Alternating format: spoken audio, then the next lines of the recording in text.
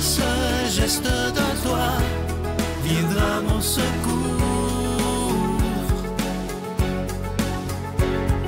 Viens semer dans mon âme le grain de l'amour.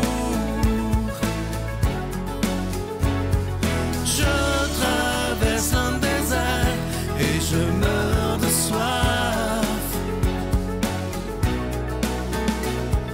Montre-moi le mystère qui garde la foi.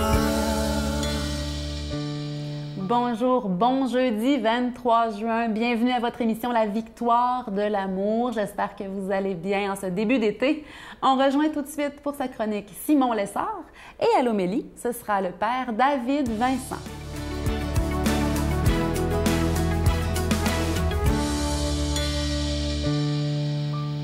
Bonjour tout le monde. Alors aujourd'hui, on continue cette étude des 7 sacrements, ces 7 signes de l'amour de Dieu pour nous. Et après avoir parlé des 3 premiers sacrements de l'initiation chrétienne, donc le baptême, la confirmation et l'Eucharistie, on entre maintenant dans les 2 sacrements de guérison, la pénitence et l'onction des malades. Donc, dans les 3 premiers sacrements, on pourrait dire qu'on recevait la vie divine, la vie de l'Esprit, la vie nouvelle en nous. Mais cette vie, on la recevait dans nos corps et nos âmes fragiles, dans des vases d'argile, dit, je crois, saint Paul. Eh bien, on est soumis à la tentation, à la souffrance, au péché, à la mort. Vous le savez, la vie, c'est pas facile. Eh bien, c'est justement pour ça que le Seigneur a pensé nous donner 2 sacrements spéciaux de guérison. De même qu'il a guéri et pardonné le paralytique, eh bien, de même, il nous guérit et nous pardonne avec ces 2 sacrements. Donc, commençons par le premier, qu'on appelle de plusieurs noms, lui aussi. On peut l'appeler sacrement de pénitence, de réconciliation, ou comme on dit le plus souvent chez nous, tout simplement, la confession. Bien, la confession, pourquoi on l'appelle comme ça? Peut-être parce que c'est la chose essentielle que nous, on fait d'abord dans ce sacrement. On va confesser, avouer nos péchés. Souvent, on est gêné et c'est ça qu'on trouve plus difficile. Mais plus profondément, on l'appelle confession aussi pour une autre raison. Parce que lorsque l'on va avouer ou confesser nos péchés, en même temps, ce que l'on fait, c'est qu'on confesse l'amour de Dieu. En confessant notre misère, on confesse en même temps la miséricorde de Dieu. Donc, pensez à ça. La prochaine fois que vous irez avouer vos péchés à un prêtre dans le sacrement de confession, pensez que vous allez faire une louange de l'amour de Dieu pour vous et pour toute l'humanité. Vous allez voir, c'est beaucoup plus facile d'aller se confesser avec cet esprit, cette idée. On l'appelle aussi, je vous l'ai dit, pénitence ou sacrement de conversion. Pourquoi? Parce que ça, c'est une disposition intérieure qu'on doit avoir quand on se présente à ce sacrement-là. Ce sacrement de confession, de pénitence, ce n'est pas l'idée de « j'ai fait du mal et puis je reçois un chèque en blanc pour recommencer plus tard ». Non, non, pas du tout. Il faut avoir un regret sincère, un désir de se convertir, de changer, de ne plus recommencer et aussi le désir de réparer le mal, peut-être qu'on a fait autant que c'est possible de le réparer. Sans cette attitude intérieure de pénitence, ce désir sincère de conversion, eh bien, le sacrement ne peut pas agir en nous. Une conversion, c'est toujours la rencontre de notre liberté avec la liberté de Dieu. Personne ne peut se convertir toute seule de ses propres forces. On a toujours besoin de la grâce de Dieu. Mais en même temps, la grâce de Dieu ne peut pas, elle non plus, nous convertir de force. C'est toujours la rencontre des deux. Donc, mon désir de me convertir et le désir de Dieu de m'aider avec sa grâce à me convertir. Et voilà que cette rencontre de ces 2 amours renoue une alliance. Et c'est pour ça que je trouve que le plus beau nom de ce sacrement, ça demeure sacrement de réconciliation ou de pardon, parce que c'est essentiellement ça qui se passe lorsqu'on va à ce sacrement-là. On renoue l'alliance d'amour de Dieu qui avait été établie à l'origine dans le baptême. Notre Père qui es aux cieux, que ton nom soit sanctifié, que ton règne vienne, que ta volonté soit faite sur la terre comme au ciel. Donne-nous aujourd'hui notre pain de ce jour. Pardonne-nous nos offenses, comme nous pardonnons aussi à ceux qui nous ont offensés. Et ne nous laisse pas entrer en tentation, mais délivre-nous du mal, car c'est à toi qu'appartiennent le règne, la puissance et la gloire pour les siècles des siècles. Amen. je continuerai à croire, même si tout le monde perd espoir. Je continuerai à aimer, même si les autres parlent de haine. Je continuerai à construire, même si les autres détruisent. Je continuerai à parler de paix, même au milieu d'une guerre. Je dessinerai des sourires sur des visages en larmes et je tendrai les bras à ceux qui se sentent épuisés. Oui, je continuerai à croire.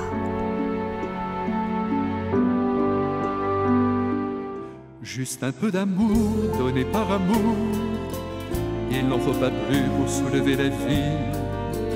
Un seul mot d'amour écrit par amour, et le cœur s'emballe et tout est reparti. Pour juin, le cadeau du mois est absolument extraordinaire. Il s'agit du nouveau CD musical du père Michel Marie, 12 magnifiques chansons. Vous pouvez le recevoir avec un don de 25 $ et si vous en voulez 2, pour donner en cadeau avec un don de 40 $.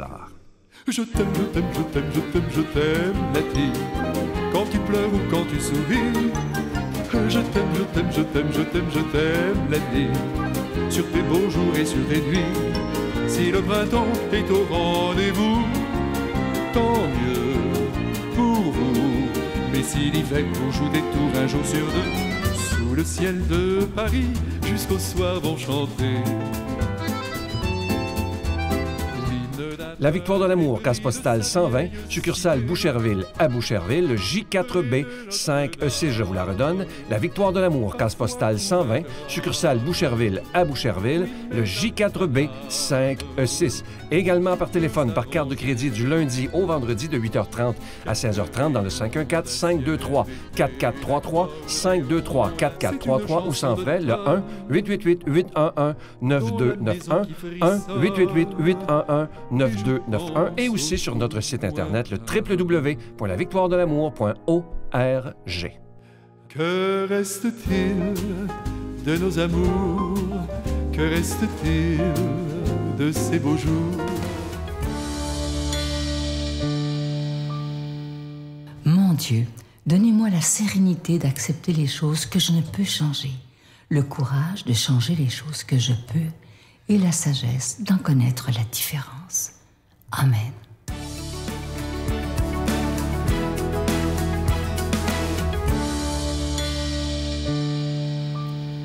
Écoutons la parole de Dieu qui est tirée de l'Évangile selon saint Luc. Jésus disait cette parabole. « Si l'un de vous a 100 brebis et en perd une, ne laisse-t-il pas les 99 autres dans le désert pour aller chercher celle qui est perdue jusqu'à ce qu'il la retrouve? Quand il l'a retrouvée, tout joyeux, il la prend sur ses épaules et, de retour chez lui, il réunit ses amis et ses voisins. Il leur dit « Réjouissez-vous avec moi, car j'ai retrouvé ma brebis, celle qui était perdue. Je vous le dis, c'est ainsi qu'il y aura de la joie dans le ciel pour un seul pécheur qui se convertit, plus que pour 99 justes qui n'ont pas besoin de conversion. » Acclamons la parole de Dieu. Louange à toi, Seigneur Jésus.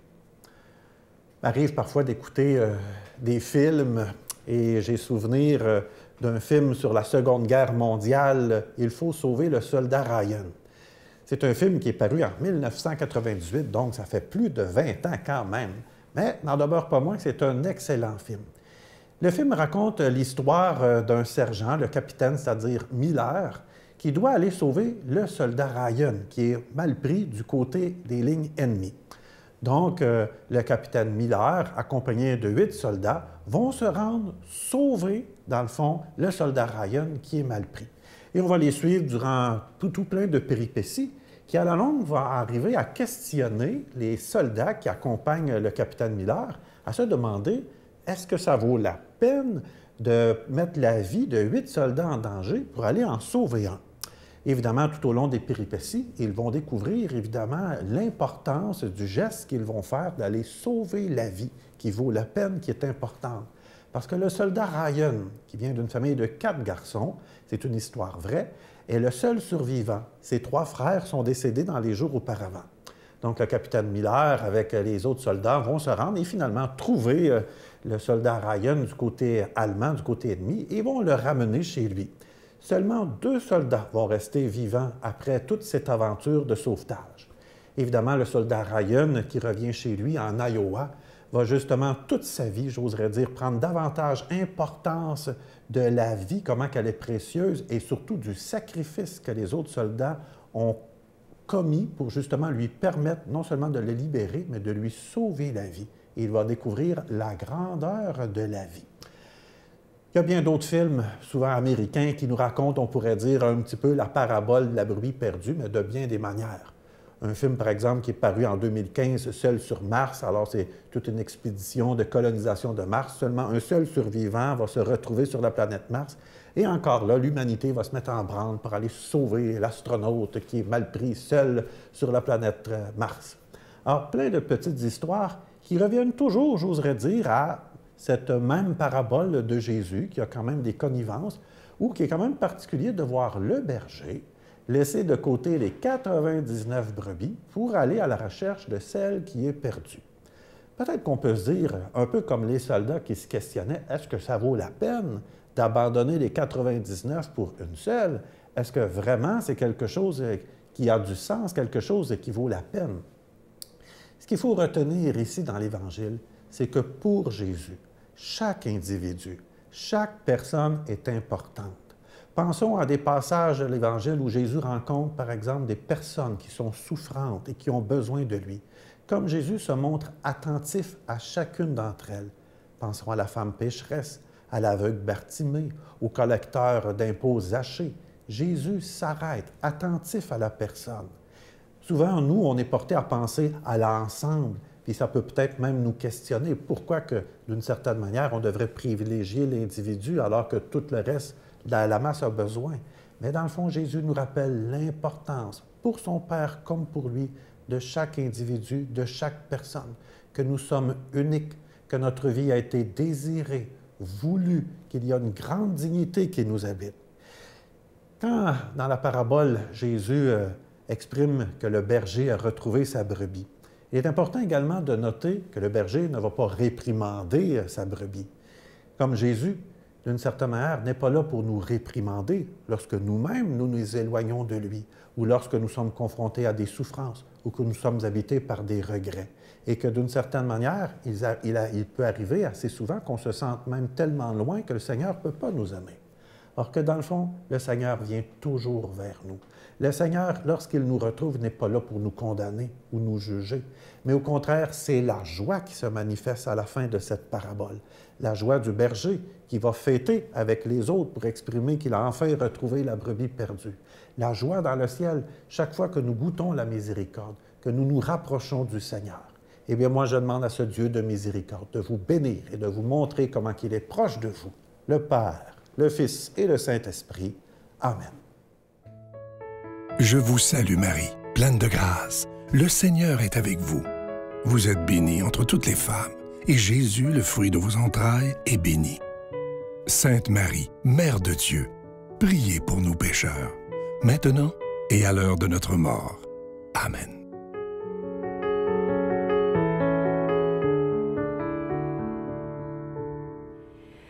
Je voulais vous rappeler aujourd'hui que les gens positifs, c'est pas ceux qui ne tombent jamais. C'est ceux qui tombent, qui se relèvent, guérissent leurs bobos, qui sourient à la vie et se disent « je vais essayer encore ». C'est ça, être positif. Hein? Choisir de se relever, de guérir nos blessures et de continuer, d'aller de l'avant, de réessayer là où on a échoué. Un échec, là, c'est pas la fin du monde. Restons debout, relevons-nous et bonne Saint-Jean-Baptiste à chacune de vous. Il me disait, tu sais, je vais m'enlever la vie si tu m'abandonnes, toutes les autres femmes avant toi m'ont abandonné. S'il te plaît, reste avec moi. Donc, ça a commencé comme ça. Puis rapidement après, la violence physique est embarquée. Puis quand la violence physique était là, les menaces de « si tu pars, je vais te tuer », elles étaient déjà là. Il faut chercher la